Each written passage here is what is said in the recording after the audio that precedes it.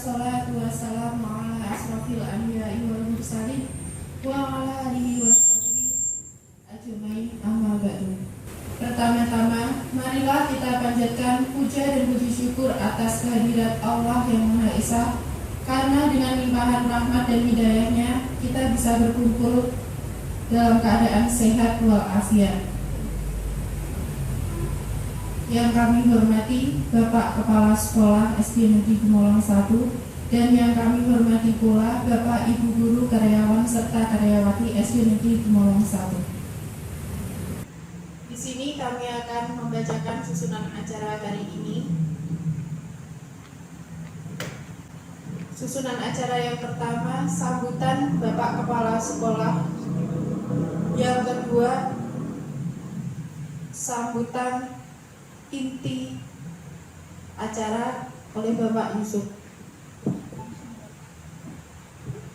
Acara yang pertama adalah sambutan kepada Bapak Kepala Sekolah. Waktu dan tempat dipersilakan. Assalamualaikum warahmatullahi wabarakatuh.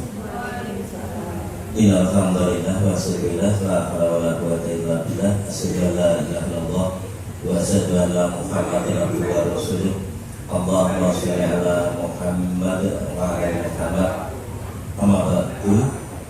Yang kami hormati Bapak Ibu Guru, karyawan-karyawati SD Gemolong 1. Pada siang hari ini kita dapat berkumpul dalam keadaan sehat walafiat, tidak ada halangan suatu apapun. Yang mana untuk kegiatan siang ini kita dimintai bantuan atau desiminasi.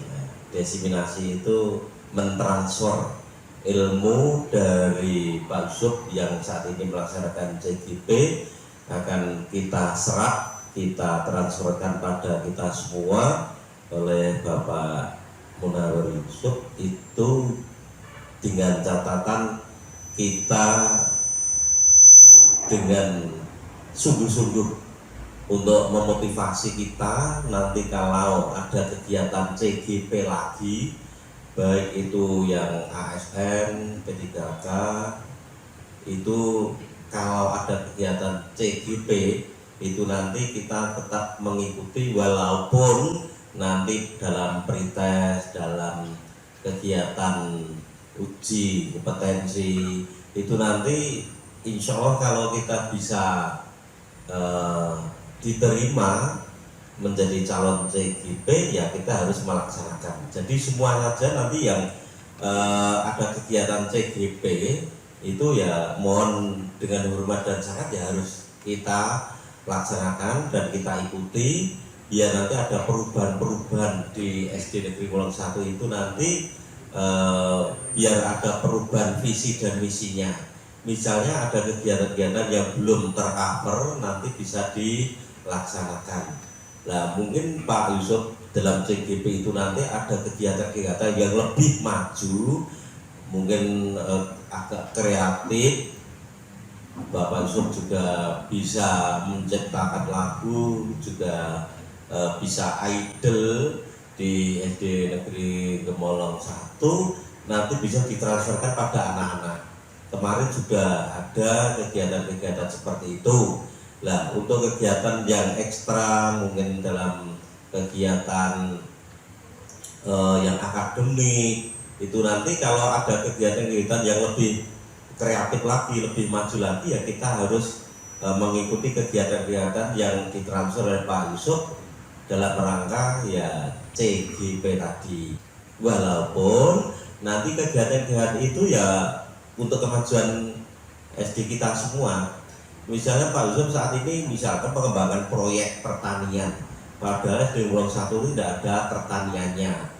Lah itu kegiatan itu anak-anak mungkin dibawa ke ladang, di sawah, mungkin nyewa tanah tetangga, keluarga, saudara, itu bisa saja. Tapi penerapannya nanti tidak di sekolahan, yaitu di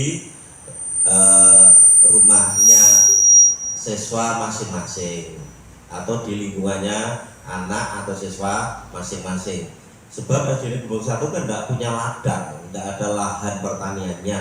Jadi nanti diterapkan atau dilaksanakan, dipraktekkan di lingkungan rumah tangganya atau tetangganya, keluarganya bisa saja. Jadi nanti masalah kegiatan itu mari ya, kita dukung dalam kegiatan Pak Yusuf yang mengadakan ada CGP saat ini.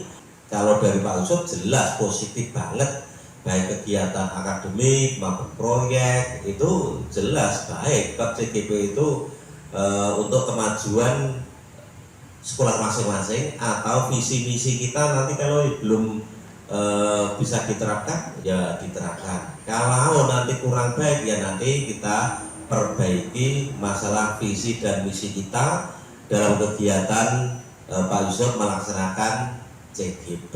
Jadi semua saja nanti untuk kedepannya itu nanti rekan-rekan guru itu juga harus mengikuti CGP. Mungkin kalau yang belum lolos 1 ya nanti lolos ke 2. Nah itu memang harus itu ya, wajib untuk kegiatan kita. Nah SD kita sementara ini belum termasuk SD penggerak, ya ini yang gurunya dulu ya penggerak. Tetapi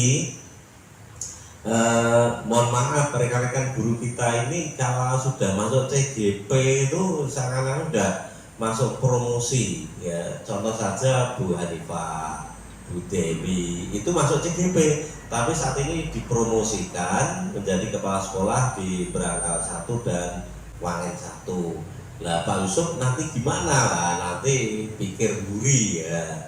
Ya nanti Pak Yusuf juga ya bisa terjadi, ya bisa terjadi Pak Yusuf ya termasuk guru penggerak ya bisa terjadi untuk kegiatan itu masuk promosi kepala sekolah, nanti masuk jenjang di atasnya ya masuk pengawas sekolah maksudnya, itu bisa terjadi. Maka untuk kegiatan siang ini kita dikumpulkan ya situasi yang mungkin nyaman, sejuk, mungkin yang terlalu panas ini sudah disiapkan yang agak dingin, yang mohon maaf yang dingin tidak nyaman ya jangan diminum, misalnya atau pilek dan sebagainya jangan ya, yang biasa saja ya untuk menstabilkan tubuh kita. Misalkan Bu Vita orang kerja es ya ojo dini itu udah ganggu malah nyuwun loh, waduh malah nyubur ke ojo Indonesia ya disudo nggih. Es itu memang untuk menimbulkan janin kita nggih, kan nek anu ya sake ngono nggih. Nek iso ya aja. Jadi ini Mbak itu panas banget Pak. Anu jero niku nyumbur terus apa ngono ya wis. Ora iso dielak ya, mboten saged dielakkan masalah itu. Maka untuk kegiatan ini alhamdulillah siang ini alhamdulillah bisa bertemu di aula sini dengan sehat walafiat. Nanti Pak Yusuf akan berikan diseminasi atau mentransfer ilmunya dari Pak Yusuf ke penjenengan, semoga nanti bermanfaat ke depannya. Anak-anak kita lebih maju, sekolah kita lebih maju, mungkin sarana dan prasarannya juga sudah dilengkapi, sudah dikompliti oleh Bu Indah. Ini alhamdulillah semua akan lengkap. Nanti kegiatan-kegiatan kita insya Allah nanti anak-anak juga senang dapat meningkatkan kegiatan kita baik ekstra maupun akademisnya. Semoga di Gembong 1 ramah lingkungan yang baik, anak-anak juga senang, guru-guru kita ya juga nyaman dalam kegiatan sehari-hari. Maka dari itu saat ini tadi belum dibuka acaranya, sekaligus sambutan pada siang ini, sekaligus kita buka bersama dengan bacaan basmalah. Bismillahirrahmanirrahim. Semoga kegiatan diseminasi atau kegiatan CGP-nya Pak Yusuf semoga sukses, dapat membuahkan hasil yang semaksimal mungkin. Terima kasih dari kami. Akhirul kalam, wassalamualaikum warahmatullahi wabarakatuh.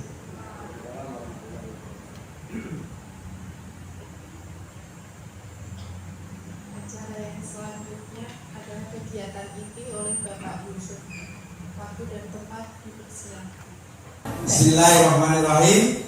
Assalamualaikum warahmatullahi wabarakatuh. Kenapa Pak? Satu kalau oke. Alhamdulillahirabbil alamin. Puji syukur kehadirat Allah Subhanahu wa taala pada kesempatan siang hari ini kita bisa melaksanakan kegiatan yang sudah kita rencanakan pada rapat hari Sabtu kemarin. Terima kasih Pak Sartono telah memberi kesempatan kepada kami untuk mengadakan kegiatan ini, dan alhamdulillah Pak Sartono hari ini juga bisa hadir dan bisa mengasih sambutan pada kegiatan kali ini. Ngajeng itu betul malah saya.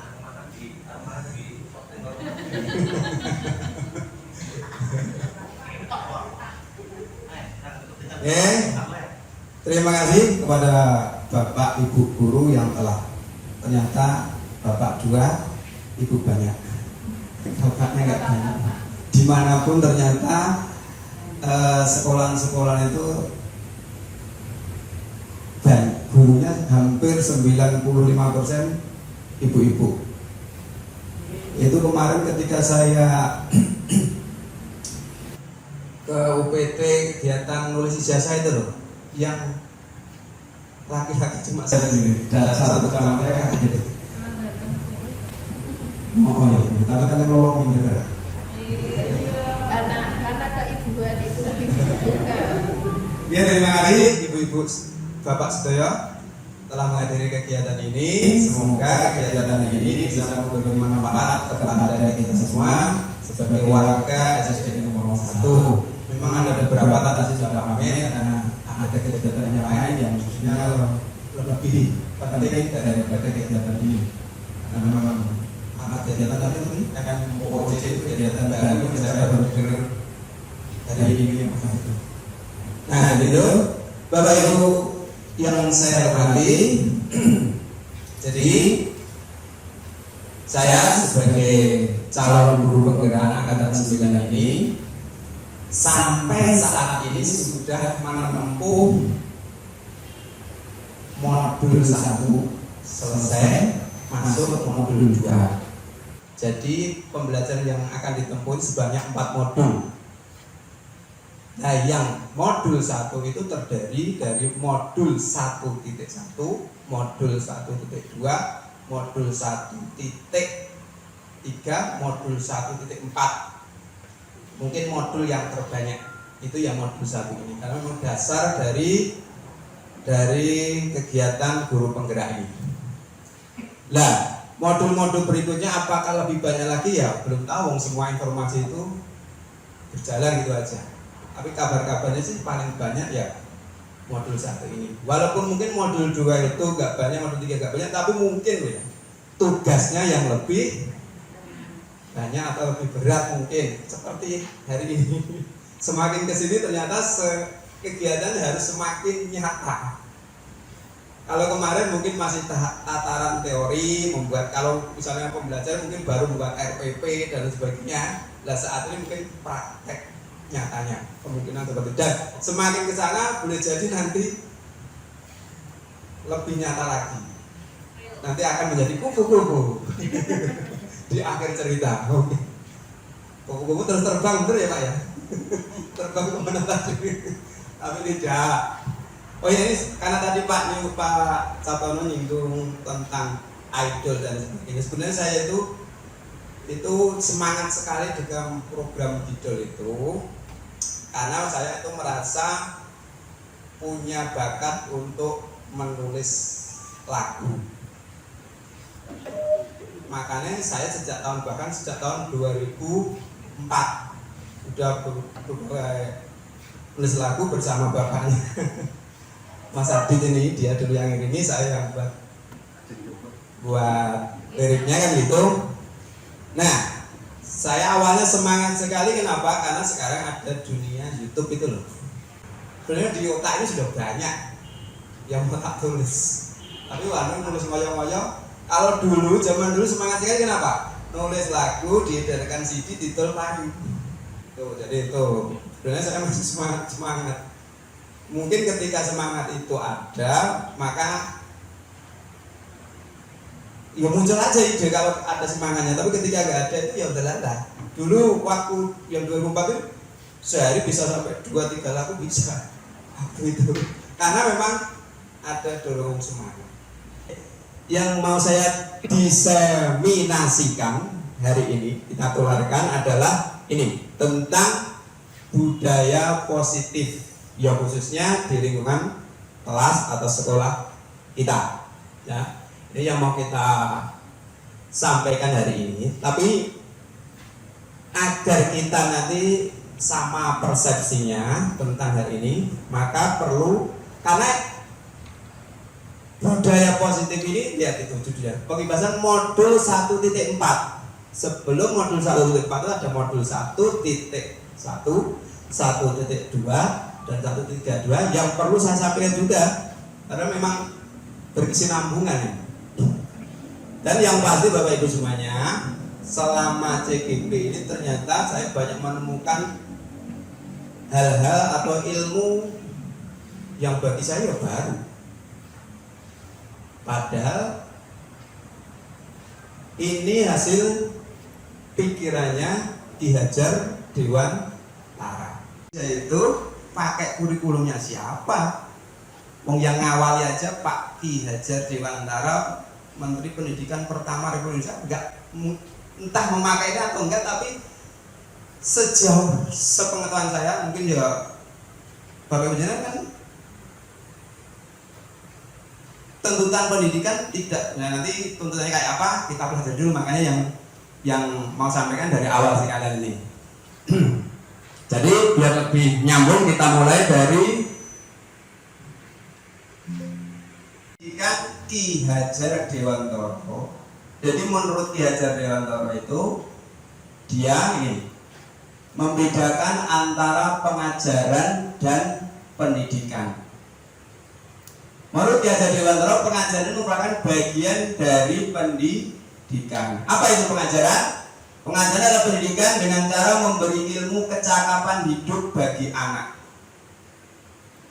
Nah, terus pendidikan adalah menuntun terhadap segala kekuatan kodrat yang dimiliki anak agar ia mencapai keselamatan dan kebahagiaan setinggi-tingginya sebagai manusia maupun sebagai anggota masyarakat.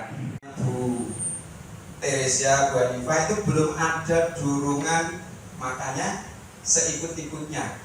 Hasilnya yo nggak senyakanya kan gitu. Mungkin semalah sekarang mungkin yang ada kerentek untuk ikutan CGP boleh jadi lain. Mungkin nanti nyantolnya lebih banyak. Nah, itu pengalaman saya. Boleh jadi karena dulu memang kepikiran untuk ikut CGP ya enggak sama sekali dulu itu waktu Bu Tere sama Bu Hanifah menyampaikan diseminasi itu. Makanya ilmunya ya enggak senyantol. Nah, ini kayaknya sih ada banyak yang mau ikut ini. Ya, diawali dari Bu Yogi. Ya. Nah, ya insya Allah nanti bermanfaat ya. Katanya kepala sekolah katanya. Tapi ya Bapak Ibu semuanya, ini kenapa saya sampaikan? Karena nanti hubungannya dengan disiplin positif itu ada motivasi. Jadi ketika motivasi mengikuti ini apa, itu ada pengaruhnya terhadap hasil, kan gitu. Nanti, maka saya singgung ini. Dan jadi sebagai gambaran tadi saya karena waktu itu tidak kepikiran untuk ikut ini, bahkan ya karena diundang datang dikasih snack ya, tapi snacknya yang masuk snacknya ilmunya. Iklan pelatihan kurikulum merdeka, ya toh? Saya yakin sudah pernah ikut dan pasti sudah dikenakan istilah pendidikan menuntun. Saya yakin sudah termasuk profil pelajar Pancasila. Nah ya, sudah pernah dan saya yakin sudah lebih paham Bapak Ibu semua daripada saya. Karena saya mengenal ini ketika ikut JGP, sebelum itu belum pernah ikut pelatihan kurikulum merdeka. Jadi pendidikan saat ini menuntun anak, menuntun kodrat anak. Kodratnya itu ada dua, kodrat alam dan kodrat zaman. Kodrat alam apa? Kodrat yang dibawa sejak lahir. Itu yang kita tuntun, kita arahkan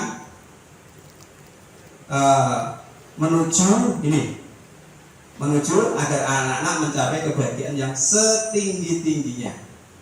Jadi itu. Nah, mengenai filosofi pendidikan Ki Hajar Dewantara sudah saya rangkum dalam sebuah lagu. Apakah Bapak Ibu mau menyanyikannya? Kita coba ya menyanyikannya ya. Ya, coba kita nyanyikan lagu yang sudah saya coba tuliskan. Bentar. Alhamdulillah ini termasuk video saya yang banyak penontonnya. Termasuk ranking pertama lagu yang berjudul SDN Kewalong 1 sudah ditonton lebih dari 2000. 2000. Tapi sudah berjalan berapa bulan sih? Sebelum Tanah Jalan Baru bersamaan ya, sekitar Juni lah. Nanti bisa kita buka. Yang kedua ini baru 1 bulan tapi sudah menembus 924 penonton. Tepuk kaki. Nah, belum ada.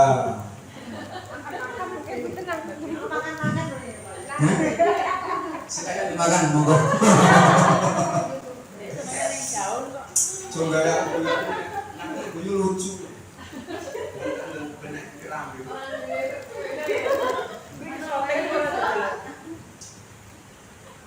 Monggo dinikmati lagunya, kita nyanyikan. Gara-gara lagu ini, ketika luka karya kemarin saya jalan sudah ada yang menyapa. Kan saya nggak kenal makanya. Waduh.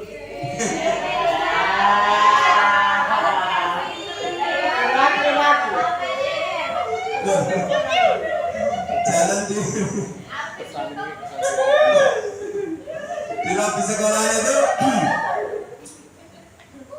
sudah ada yang nyapa. Pak Yusuf ya? Jangan cukup itu tuh.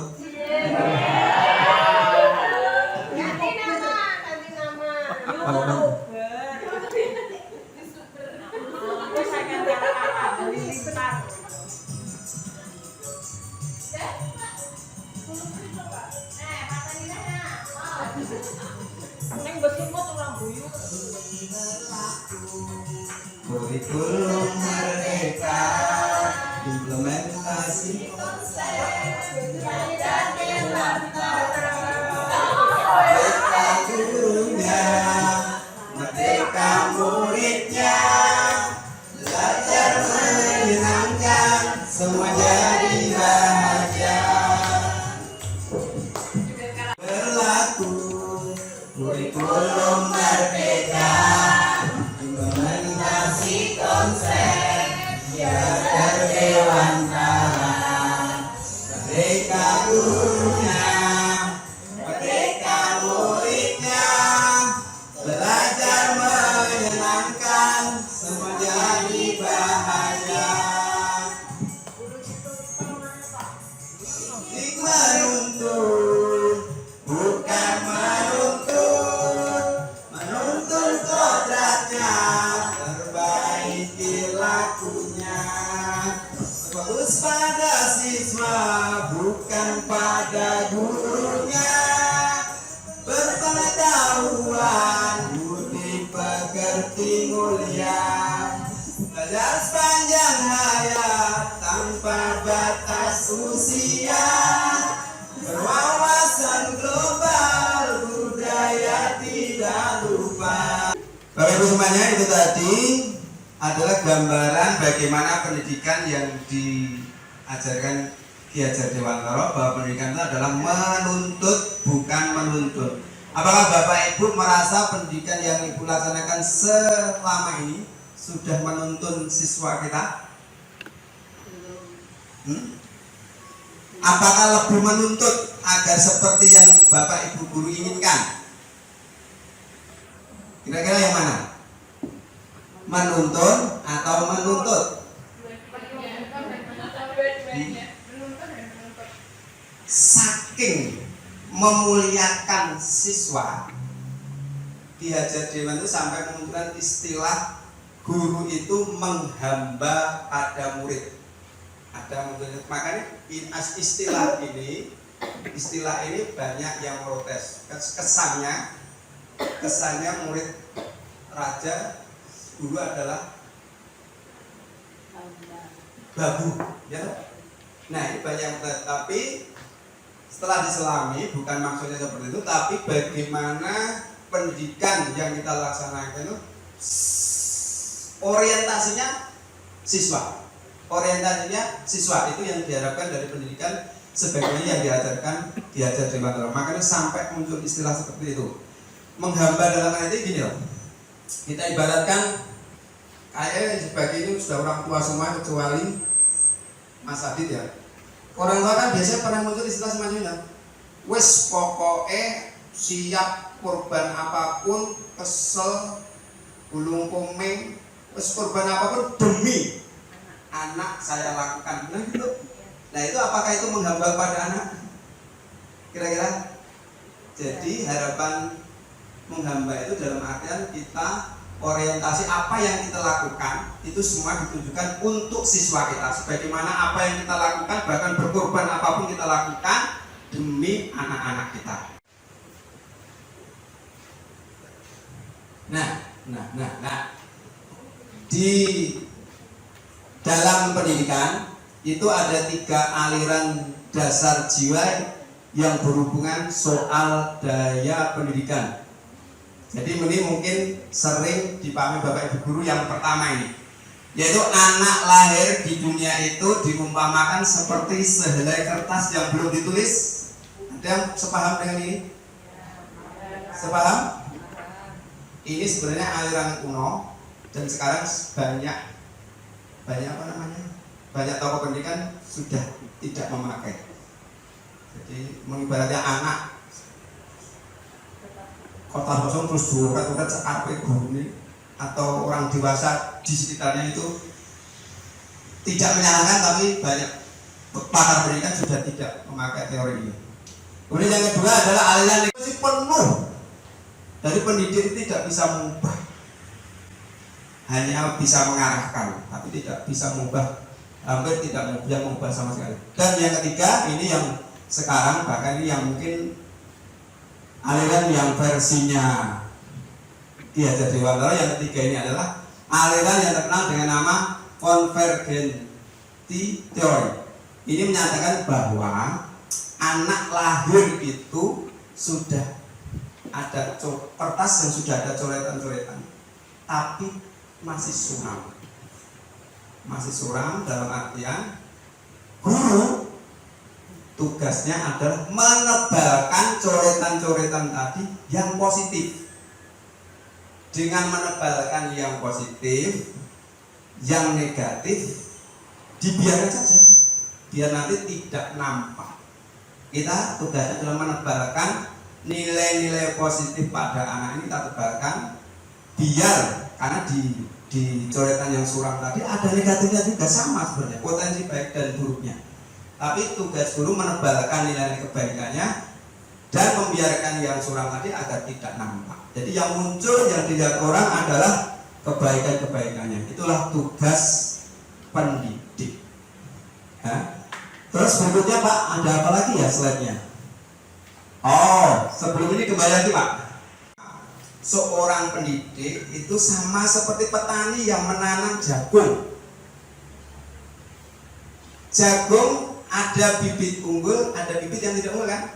Ada, benar ya? Ada. Apakah ketika bibitnya unggul selalu nanti menghasilkan jagung yang unggul?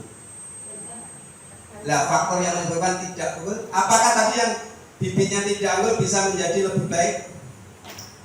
Faktor apa yang menyebabkan itu? Nah, betul. Jadi begini, menurut Ki Hajar Dewantara sama seperti menanam jagung itu. Jadi seorang petani menciptakan lingkungan yang membantu tumbuhnya jagung ini menjadi maksimal. Dengan cara apa? Boleh jadi bibitnya tadi kurang baik, tapi dikasih tanah yang baik, tempatin tanah yang baik, dikasih pupuk, dikasih air yang cukup, hasilnya maksimal. Itu menciptakan lingkungan yang bisa membantu tumbuh kembang anak tadi. Boleh jadi anak tadi punya karakter yang tadi istilahnya kodrat alamnya itu kurang baik, tapi juga memang anak itu sudah di kodrat alamnya baik.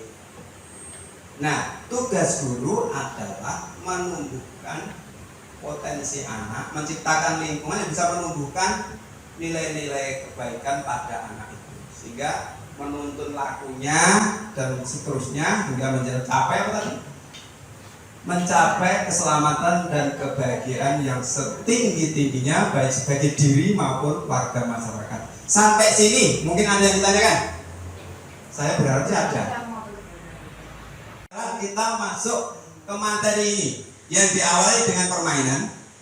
Ini harus 2 orang sejenis, tapi sejenis semuanya. Sejenis. Silakan satu nanti bergantian ya. Banyak mengepal tangannya. Coba ini ke sana berarti 2 orang. Yang satu mengepal, yang lain belum. Salah satu mengepal. Yang mengepal, yang depan dulu aja. Yang mengepal, yang depan dulu. Bayangkan kalian, Bapak Ibu semuanya, sangat berharga. Ya, sangat berharga dan pertahankan. Sangat berharga, penting bagi kamu, harus dipertahankan kan? Tuh. Yang pihak kedua berusaha membuka kepalan tangannya dengan cara apapun. Boleh dengan cara merayu, boleh dengan cara mengeplak, boleh dengan cara menggelitik, boleh dengan cara menyogok, dengan cara apapun silahkan. Kalau bisa buka dengan cara apapun, monggo. Monggo Pak, disunting Pak. Yang satu mempertahankan, yang satu berusaha membuka dengan cara apapun. Ya siapa tahu dengan ditutup bisa dibuka. Oh, ini boleh dengan cara apapun. Boleh disogok dengan nomor kuis terserah. Ada yang berhasil? Ada yang berhasil.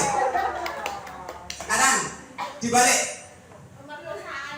Ini intinya sesuatu yang berharga, yang penting bagi ibu-ibu.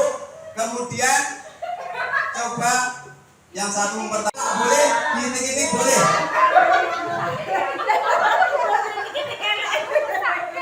Dibayar juga boleh.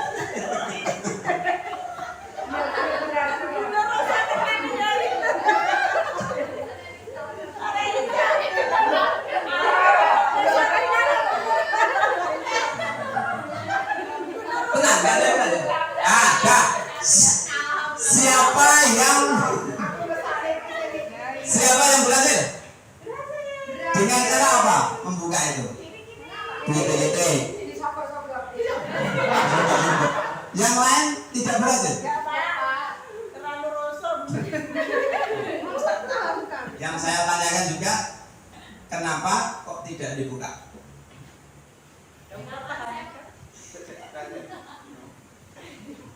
Kenapa kok mempertahankan tidak dibuka? Kenapa?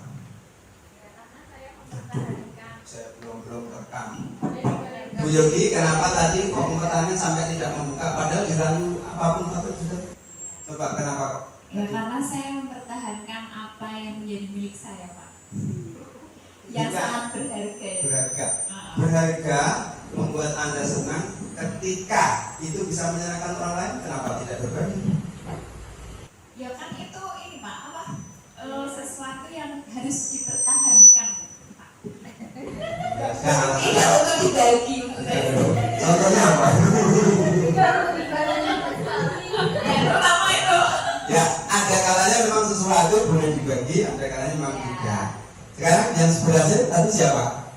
Kira-kira kenapa ibu ini membuka? Alasannya apa? Bocor. Tidak harus pakai kekerasan loh. Tidak harus pakai kekerasan. Oh gitu. Oke.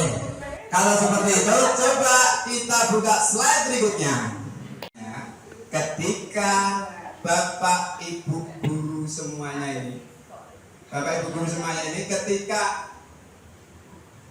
menyuruh siswa melakukan sesuatu, dan anak itu mau melakukan itu, kira-kira karena disuruh gurunya atau karena memang anaknya dengan rela membuka atau mau? Kira-kira faktor apa? Ketika bu guru atau bapak guru menyuruh siswa melakukan sesuatu, itu kira-kira karena itu suruhan gurunya, perintah gurunya, atau memang dengan rela anak itu melakukannya?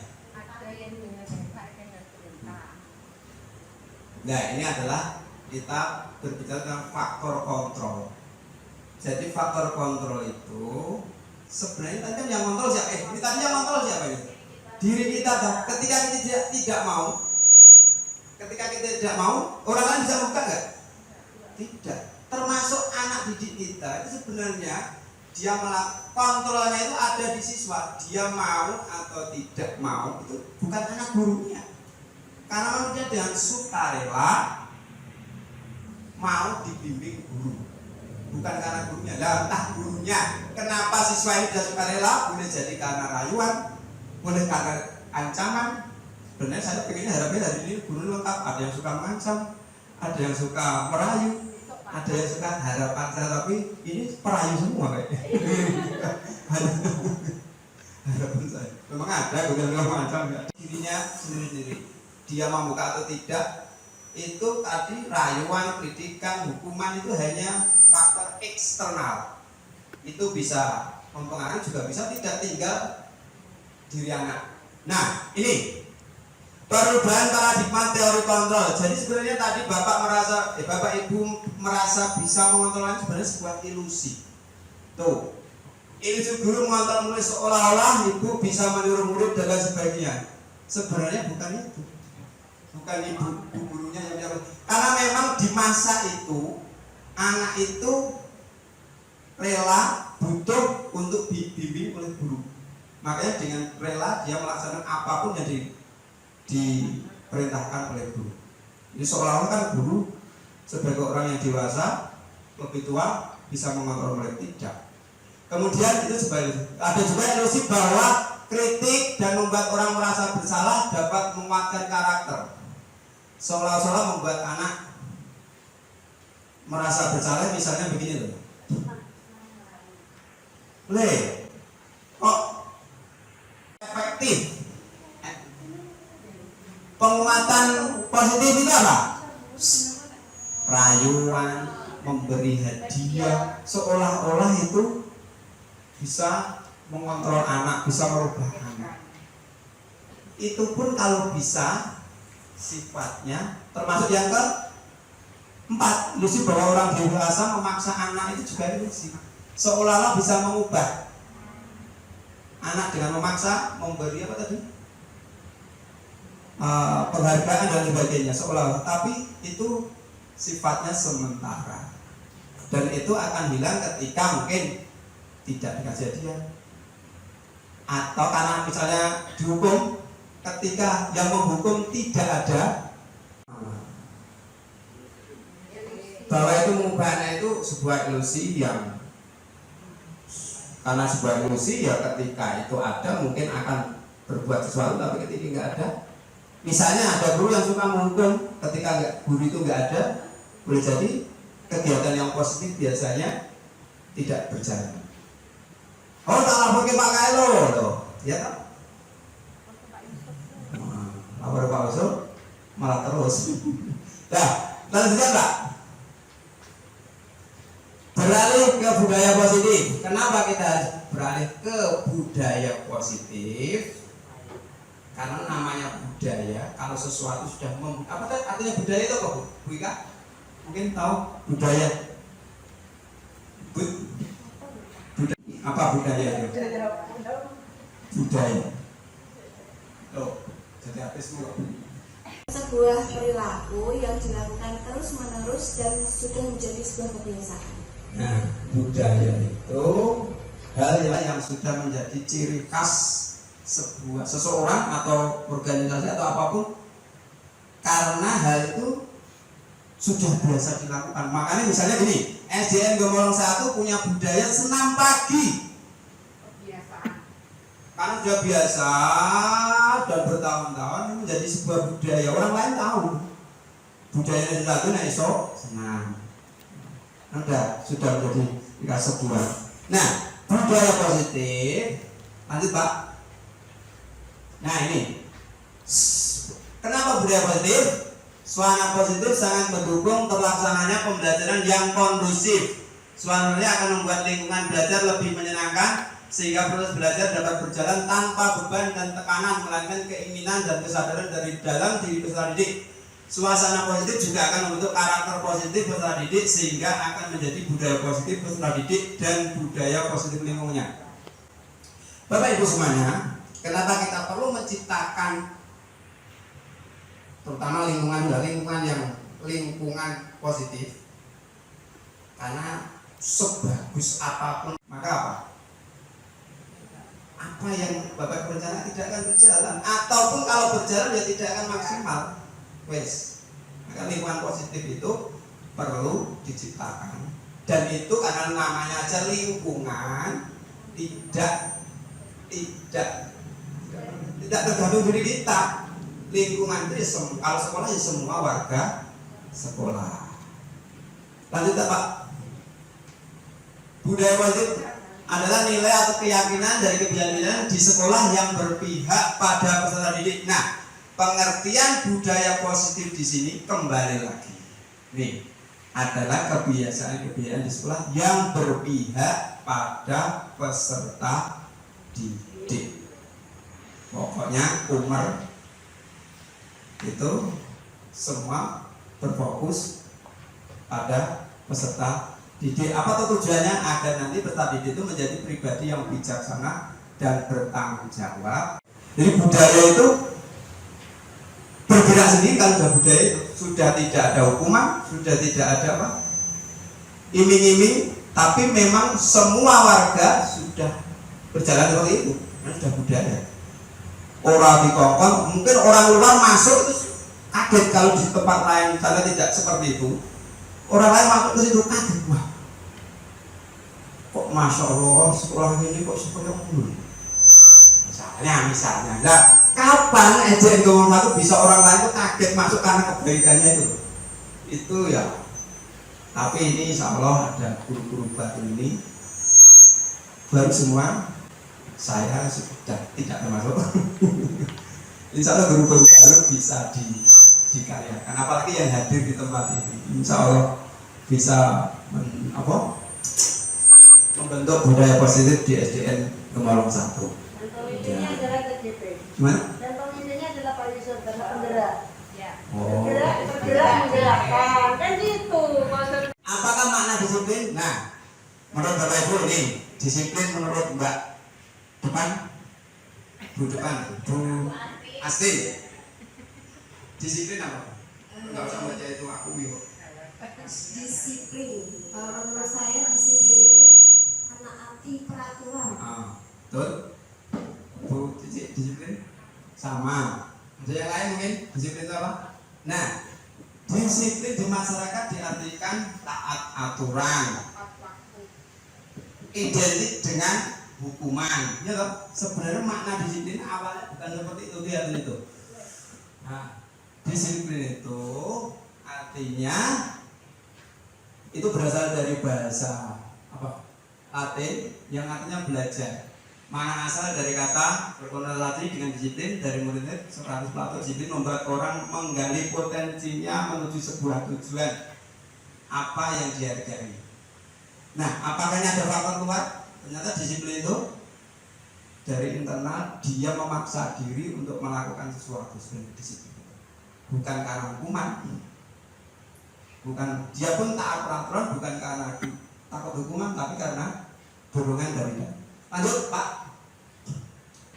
Nah, disiplin positif akan melahirkan nilai-nilai kebajikan, yaitu profil pelajar Pancasila.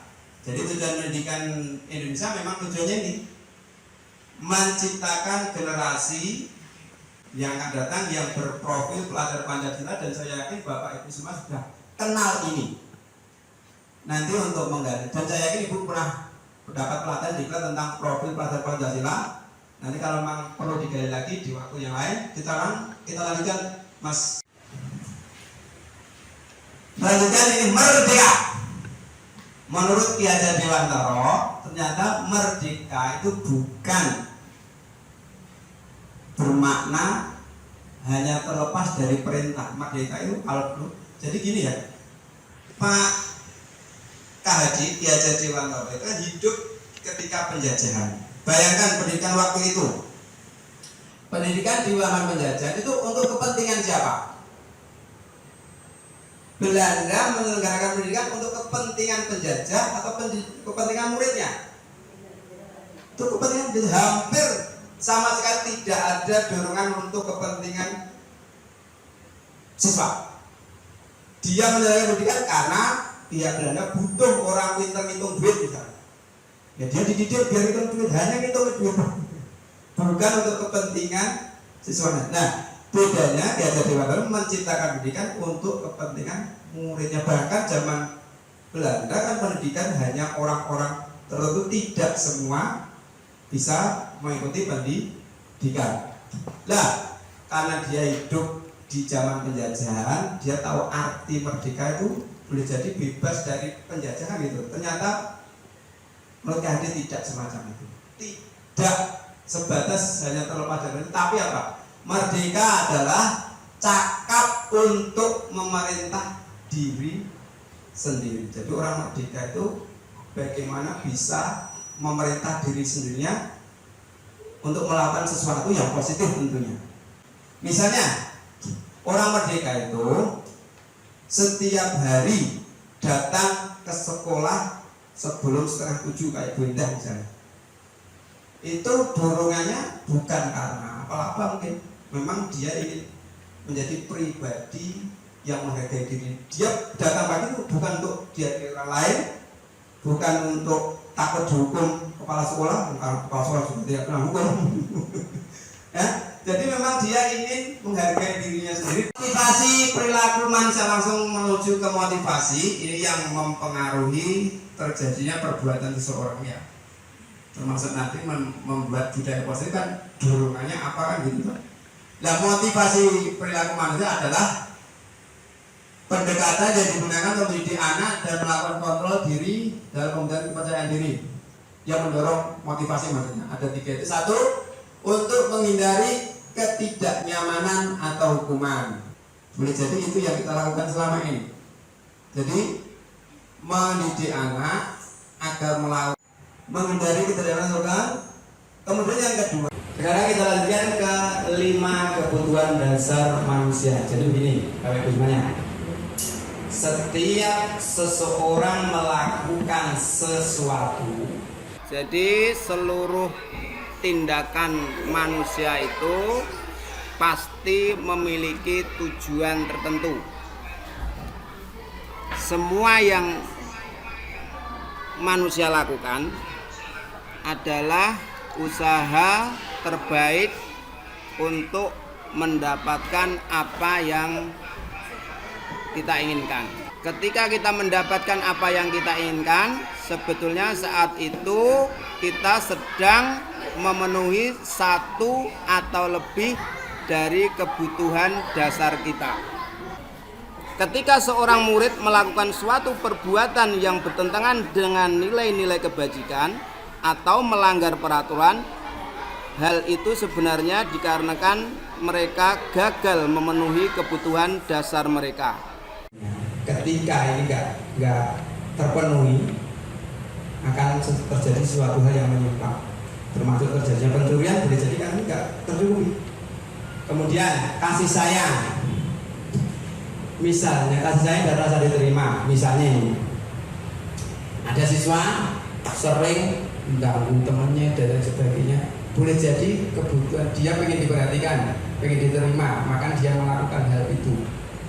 Itu karena mungkin di rumah kurang mendapatkan, maka pengen dapat perhatian, ya dia malah melakukan itu biar gurunya perhatian, atau paling tidak nanti gurunya akan melaporkan orang tua biar nanti orang tuanya memperhatikan. Kemudian yang ketiga, kebutuhan akan pengakuan atas kemampuan. Nah ini kekuasaan. Ada juga kebutuhan ini. Ingin terlihat kuat, makanya nakal itu ini. Kemudian kesenangan. Senang, boleh jadi ada anak yang nukari temennya, dia butuh kesenangan lewat itu. Jadi melihat ekspresi temennya jengkel, anyel nangis, dia senang, boleh jadi dilambai seperti itu. Nah, sebagai guru perlu tahu kebutuhan dasar ini agar bisa menggali kelakuan-kelakuan menyimpang pada anak dan bisa menemukan solusi. Lanjut Pak, gak cepat katanya. Nah ini ada contoh, ya malah wong ngira teko, padahal tak ketik ngoyo-ngoyo. Jane awalnya jenenge ora Bu Arya, Araya ternyata enggak.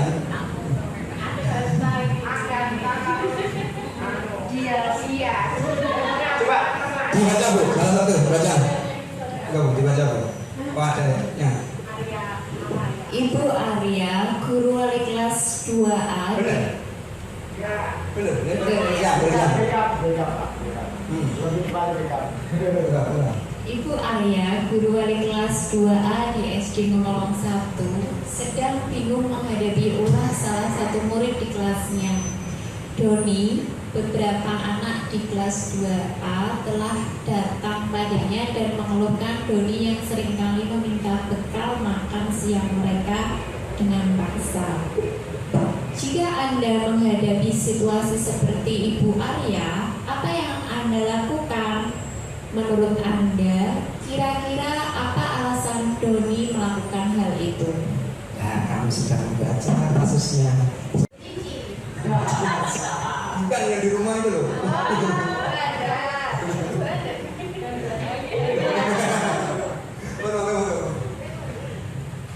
Kira-kira ada kasus seperti itu, kira-kira apa? Alasan Doni melakukan itu kira-kira apa? Boleh dihubungkan dengan kebutuhan tadi, akan kekuasaan, akan kesenangan, akan kebutuhan dasar tadi, akan kebutuhan yang pertama tadi ya.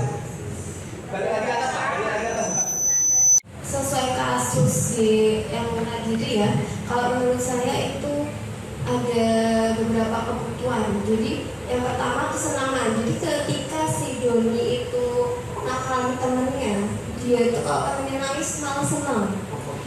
Itu yang pertama. Terus yang kedua itu kebutuhan kasih sayang dan rasa diterima. Kasih sayang kenapa? Dia itu ingin diperhatikan sama gurunya, mungkin kalau di rumah kurang perhatian atau gimana.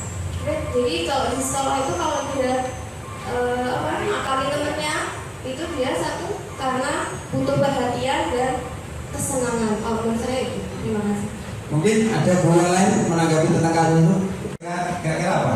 Kebutuhan bertahan hidup sama kasih sayang. Kebutuhan bertahan hidup mungkin dia di rumah tidak sarapan.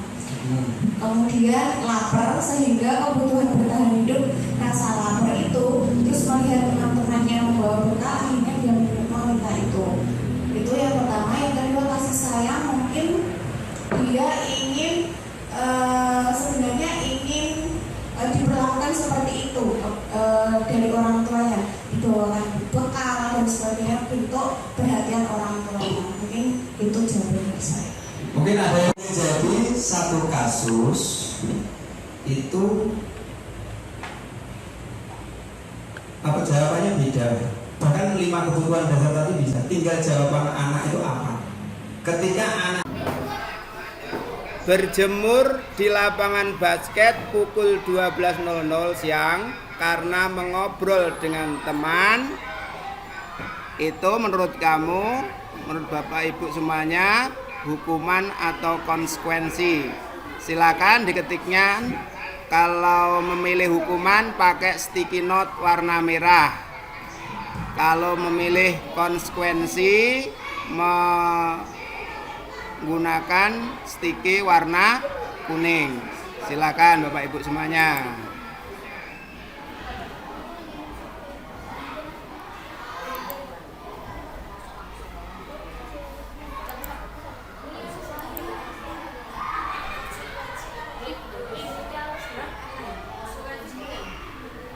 Ini yang sudah masuk, Bu Indah memilih hukuman.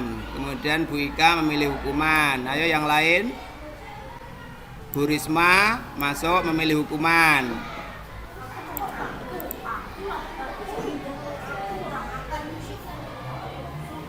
Ayo yang lain belum masuk. Bu Nur, Pak Debi, Bu Vita.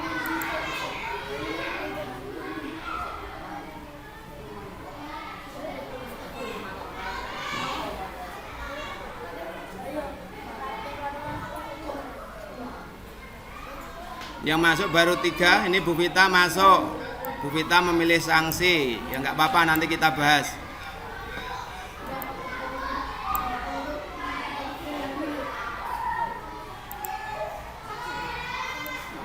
Langsung ditata, yang kuning sebelah kanan digabungkan ya nggak apa-apa kalau ada yang kuning.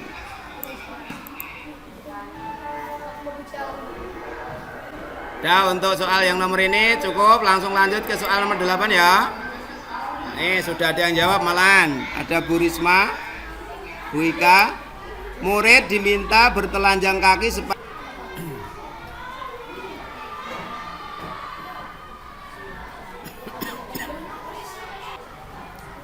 yang lain, nih belum ada yang milih warna kuning. Apakah sepakat kalau ini merupakan hukuman? Membersihkan tumpahan air di meja tulis karena tersenggol pada saat belajar. Silakan, ini termasuk hukuman atau konsekuensi? Wih, ternyata pilih konsekuensi. Nah ini Bu Cici juga masuk ini. Terlambat hadir pembelajaran daring 15 menit dan diminta untuk tinggal 15 menit sesudah kelas usai untuk membahas ketertinggalan pembelajaran. Menurut Bapak Ibu semuanya, ini konsekuensi atau hukuman. Membersihkan WC sekolah karena mematahkan pensil kawannya. Ini sepakat hukuman semua. Lanjut yang terakhir. Ini juga sepakat hukuman semuanya. Berdiri di depan kelas sambil mengangkat satu kaki karena tidak bisa menjawab pertanyaan. Terima kasih Bapak Ibu guru semuanya telah mengikuti kegiatan mengerjakan kuis yang berhubungan dengan hukuman atau konsekuensi. Ini coba kita bahas sebentar mengenai hal tersebut. Jadi lari mengelilingi lapangan basket 2 kali karena terlambat hadir, ini tadi jawabannya adalah hukuman. Kali ternyata siapa yang jawab hukuman? Hukuman tadi. Ada yang jawab konsekuensi? Ada. Lari mengelilingi lapangan 2 kali karena terlambat hadir sekolah. Di jawabannya ada yang konsekuensi nggak? Nggak ada, semua hukuman. Lari mengelilingi lapangan basket 2 kali karena terlambat hadir sekolah. Kenapa ini menjadi hukuman? Karena sifatnya guru sebagai penghukum, sebagai teman, sebagai pembuat rasa bersalah, sebagai pemantau dan ketika manajer. Penghukum itu begini, Bapak Ibu semuanya, bisa keterangannya nggak ya? Kalau nggak ada, tak jelaskan, selesai nanti. Ya, Bapak Ibu, jadi penghukum seperti di awal tadi sudah saya jelaskan bahwa menghukum, jadi mengontrol anak dengan cara dihukum. Boleh jadi anak akan berbuat baik, ya toh? Tapi ya karena sifatnya ini adalah eksternal. Kemudian sebagai teman, sebagai rasa bersalah dulu, rasa bersalah tadi sudah saya contoh juga. Rasa bersalah contohnya nanti kalau kamu terus begini saya dimarahi bapak sekolah gimana? Itu berarti membuat anak merasa bersalah. Kemudian sebagai teman, gaul dengan muridnya itu ada baiknya tapi juga ada buruknya apa kira-kira? Anak ini karena terlalu akrab dengan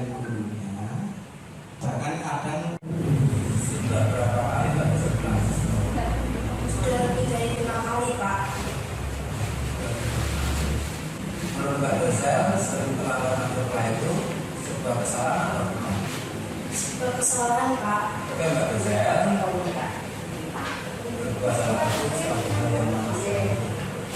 Setiap manusia pasti pernah berdosa. Yang penting kita sebagai manusia bisa mengambil pelajaran setiap kesalahan yang kita lakukan dan berjawab. Keyakinan kelas tadi tak lewati, mau tampilkan saja. Nih, jadi sebelum melakukan restitusi, yang kita lakukan adalah membentuk keyakinan kelas. Keyakinan kelas itu apa? Bedanya dengan peraturan. Bukan. Keyakinan, gini loh. Kalau orang beragama yakin, saya menggambarkan keyakinan gini. Jadi kalau keyakinan itu tidak panjang, bahkan kalau aturan cenderung ada sanksi, tapi keyakinan tidak. Nilai-nilai kebajikan universal. Nilai kebajikan itu contohnya apa? Saling menghormati. Kira-kira apa lagi? Disiplin. Nah, kemarin kita, untuk membentuk keyakinan kelas itu biasanya dimulai dari membuat peraturan bersama. Peraturan bersama, ketika usul kemarin itu ada yang usul dilarang, tidak, itu kalimat negatif. Kita juga berupa membentuk komunitas praktisi bersama ketua rekan guru. Bukan saya pilih-pilih karena memang tak sampaikan panjang ini. Jadi praktisi komunitas praktisi kan sebuah kelompok yang berisikan orang-orang yang seide. Saya ini membantu karena saya terinspirasi, bukan saya yang bisa ya. Misalnya sama Bu Cici, Bu Endah, yang kalau lihat statusnya dua orang ini, menurut saya pembelajarannya menarik. Saya membuat itu karena saya tergerak pengen seperti itu, walaupun sampai sekarang belum saat itu sama sekali. Lah komunitasnya juga tidak bergerak kan? Ya sementara bapak moga-moga nanti bisa bergerak dan ada yang ikut minat monggo. Terus di grup yang belum ada. No cici ya pun gak dulu. Terus berikutnya adalah komunitas desain grafis dan animasi itu yang bisa saya sampaikan pada kesempatan hari ini. Semoga kegiatan pada hari ini memberikan bermanfaat kepada kita semua, khususnya kepada saya, dan juga menjadi inspirasi bagi saya dan juga warga sekolah SD nomor 1. Semoga menjadikan SD nomor 1 menjadi SD yang lebih baik lagi dengan budaya-budaya positif yang luar biasa. Terima kasih, mohon maaf bila ada kesalahan. Kita akhiri. Alhamdulillahirabbil alamin. Wassalamualaikum warahmatullahi wabarakatuh.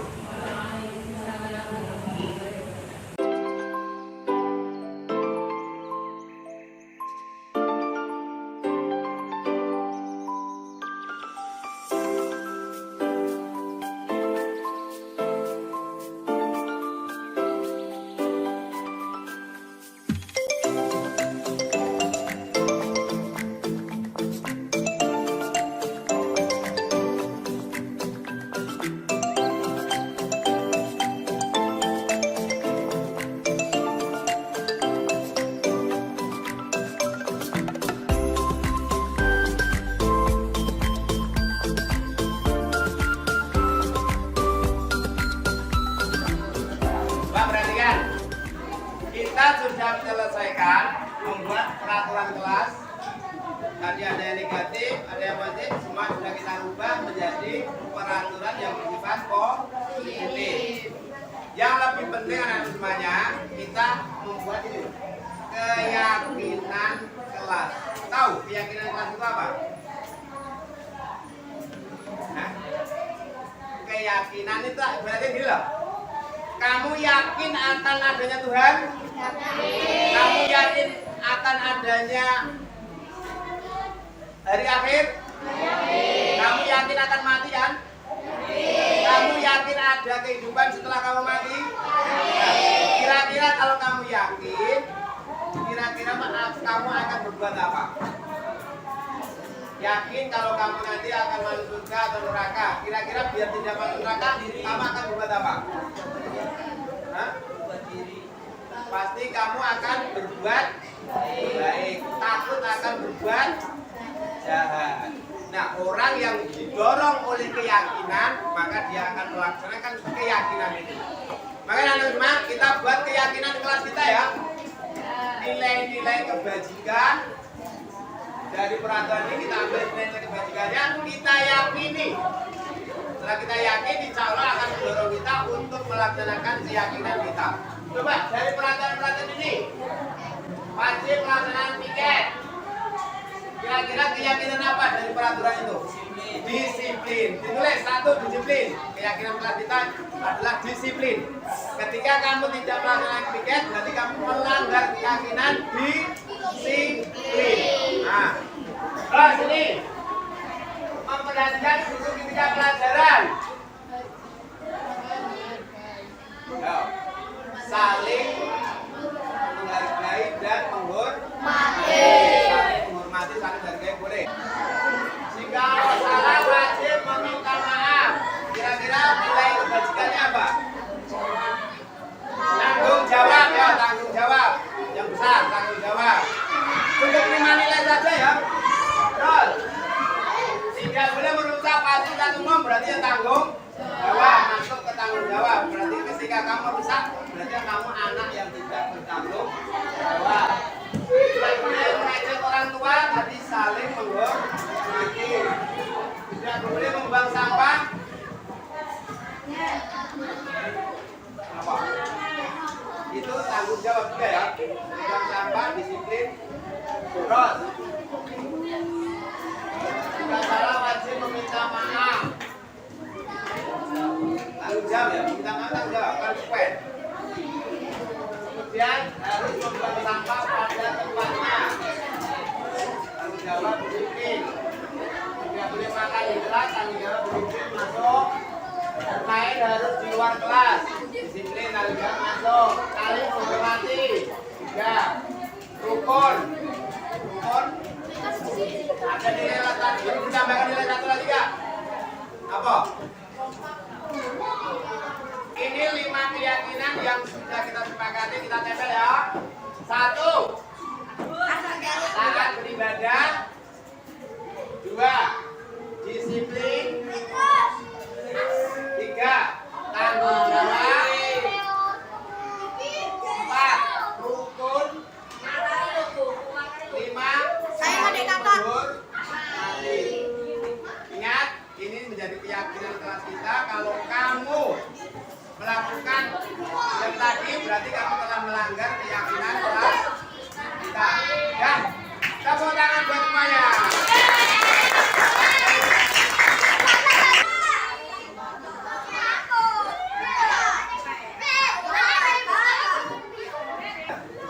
Anak-anak semuanya, kalian kemarin sudah menyepakati sebuah keyakinan kelas. Terus salah satu temanmu sudah merumuskan di kertas karton agar lebih besar. Nanti ini kita tempel di kelas kita. Tapi sebelum ditempel, ini nanti bisa sebagai bentuk bahwa ini semua adalah kesepakatan kelas. Maka semua warga kelas nanti ini bertanda tangan di sini. Nama, tanda tangan, nama, tanda tangan. Ya, siap? Siap. Kita tempel ya, dibantu. Mas Krisna tempel dulu. Ayo. Dulu.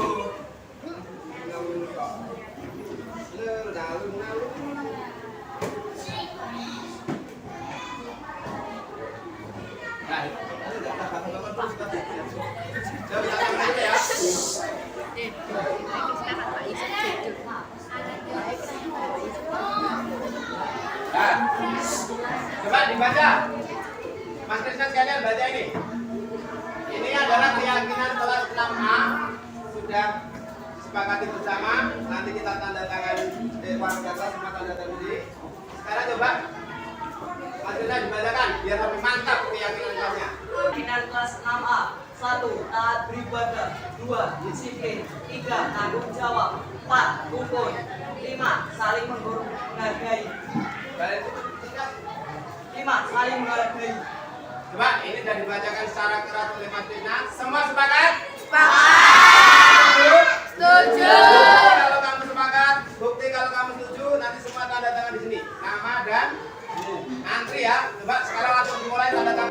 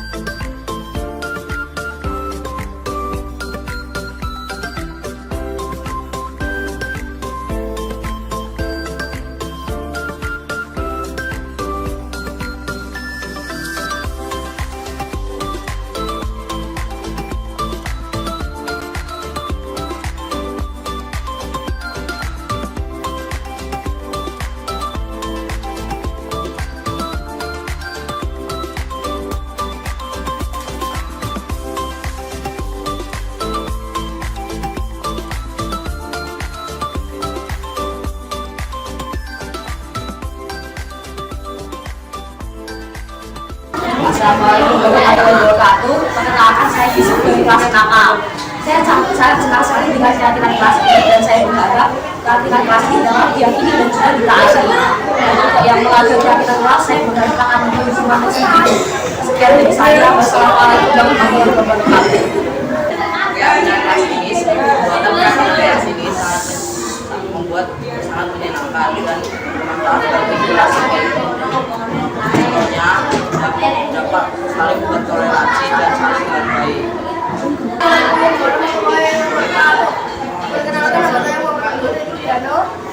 Saya senang dengan kegiatan kelas ini sangat bermanfaat untuk kelas 6A. Untuk orang-orang yang suka melanggar peraturan di sekolah. Sekian dari saya, terima kasih.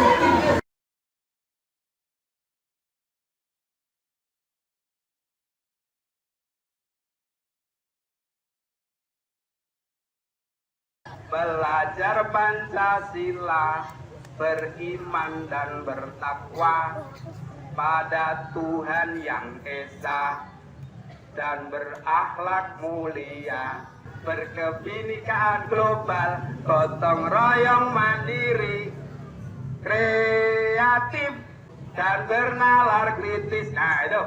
Jadi profil pelajar Pancasila itu yang pertama apa? Beriman dan bertakwa kepada Tuhan yang Maha Esa. Anak-anakku semuanya, tujuan pendidikan Indonesia itu menurut Ki Hajar Dewantara itu menuntun anak untuk mencapai kebahagiaan yang setinggi-tingginya. Nek menurut Pak Ezo memaknai kebahagiaan setinggi-tingginya ketika kita bisa mencapai kebahagiaan di dunia dan juga di akhirat. Kenapa? Kebahagiaan hakiki itu sebenarnya kebahagiaan yang di akhirat. Itu bagi orang yang apa tadi? Beriman dan bertakwa. Kita itu kalau ingin bahagia di dunia khususnya yang penting apa kuncinya? Bersyukur. Apapun keadaannya, miskin, kaya, cantik, jelek, punya jabatan atau tidak, asal kita bersyukur pasti bahagia. Nah, bahagia sebagai orang yang beriman tidak hanya di dunia tapi di akhirat juga. Makanya pelajar Pancasila dididik untuk beriman kepada Tuhan, kemudian menjalankan tentunya ritual ibadahnya sesuai agamanya masing-masing, terus juga menjaga akhlak itu hubungan antar manusia dengan baik. Asal kita menjalankan tuntunan agamanya masing-masing, insya Allah apa yang kita cita-citakan, kebahagiaan dunia akhirat akan tercapai.